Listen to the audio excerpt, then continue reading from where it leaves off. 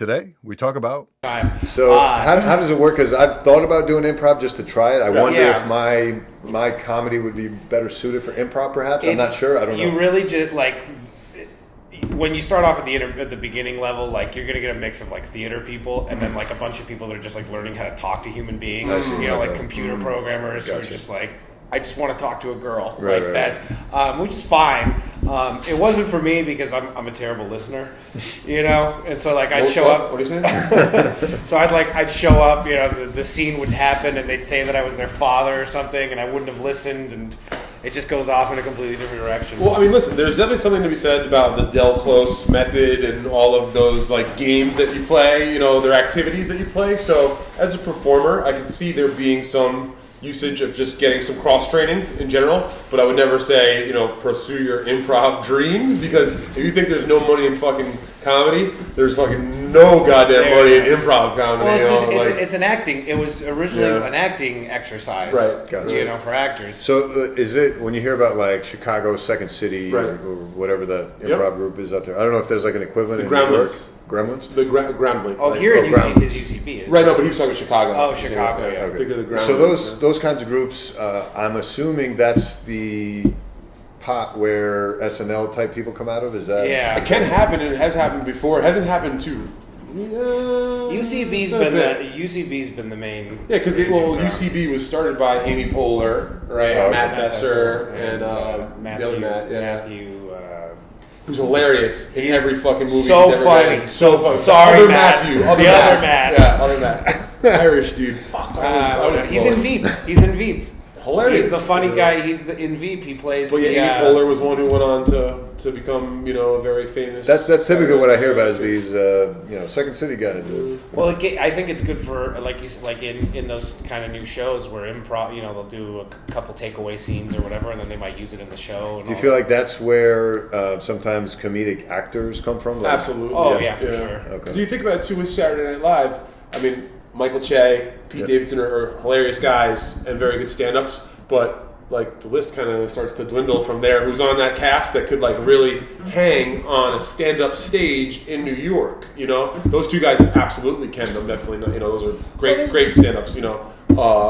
And good dudes in general too, which is funny and great to see. It's just a difference. Big stars right now. Fucking Pete Davidson. Fucking that whole garbage situation with that pop singer. You know what I mean? Like that's like what the fucking media did to him, and that is fucking insane. Yeah, let's talk. Again, that's a level of it success. Let's talk about that for a second because I found it interesting because it was weird to me how like I knew about Pete Davidson just because I'm a comedy fan, right? Sure. But I knew he wasn't a big deal, right? I knew he was on SNL, but whatever. No offense, Pete. I think you're great. Because he's watching. If you're not a fan of SNL, you don't know anybody really on SNL. Exactly. More or less, so it hasn't been as relevant as it used to be. So I'm a fan of his, but I know that the world doesn't know who he is in general. Now, all of a sudden, with the pop singer association with Ariana Grande, all of a sudden he's catapulted into the A-list, invited on all the hacky stuff and blah, blah, blah, blah, making the Page Six. And you throw that Kate Beckinsale stuff. That's what I was going to say, man. He did rebound well. Oh, my God. So once you get that microscope on you, it's like, that's what, as quickly as you rise up, that's how quickly they'll bring you down. I hear John Mulaney's helping him out though, so I think to try to like stabilize him, because I know John Mulaney, he talks about having some issues with alcohol and cocaine and things like that, and now he's very straight-laced. So I hear Pete and them are like going out on tour together. Oh, nice. Okay. So hopefully it works out. Coke and alcohol. It's not the 80s no more, like we could smoke weed nowadays. I think that's cool. I think we can get along. I know it's not legal in New York City, but it's more or less legal. Yeah, I mean, I got that sense from Pete just because he talks about his depression so openly and blah, blah, blah, blah. But it's got to be a rough thing. His father's well known. His father passed away 9/11. He was a firefighter, so I can't imagine. As a young kid, too. Like, what that. But I guess everybody in New York knew somebody, right? That's true, more or less, right? Yeah. I mean, or was affected for sure. Yeah. Like, I grew up, in a town, like I said, that's pretty close by in New Rochelle. Shout out to New Rochelle, New York, up in Westchester, 914. What the fuck? But yeah, no, we had like my neighbor. The towers came down on him, and he like was able to get away because he was like in a building right next door. And then we also had a young lady who we were friends with, Carrie Palazzo. Her father, Tom Palazzo, passed away, and like that was like.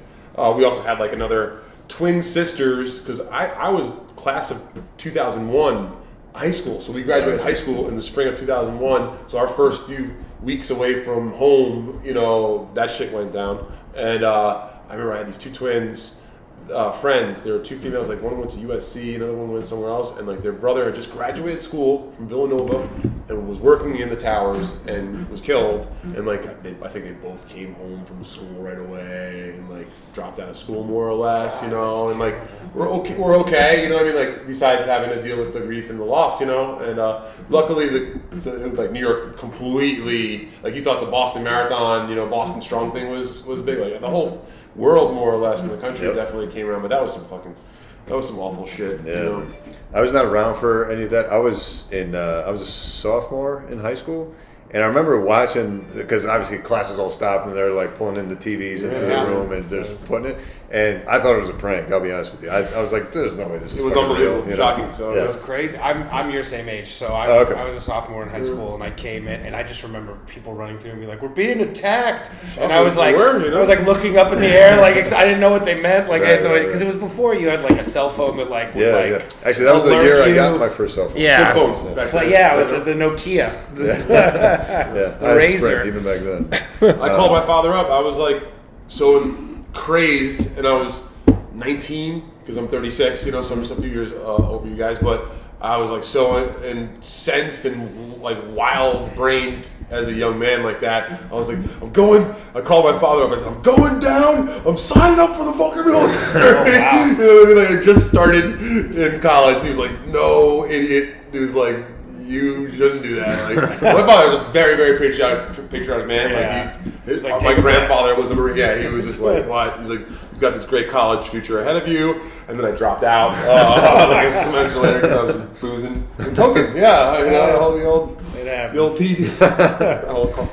Yeah, I can only imagine, especially with Pete though, having it be your dad. It's like Jesus. No, well, of course, You know, that's the level. Yeah. That's rough. No, especially in those formative years. I mean, he must have been like 13, 14 when that happened. I hear Judd Apatow is working on like a biopic for him or something like really? that. Oh, I really? think I heard Judd something about Apatow's that, so great, which would be an man. interesting story, you know, to obviously include that into it. Yeah, and, you know, yeah, how for sure. because like, there are videos of him when he was 16 doing stand up over I see here, it. like At Broadway Comedy Club, yeah. I saw it. Really? Broadway loves fucking airing that clip, man. Oh, really? They love showing that off. I don't know if you've been over to Broadway recently. I went there for an open mic, and it was, no offense, it was a terrible open mic. It was just like, Yeah, listen,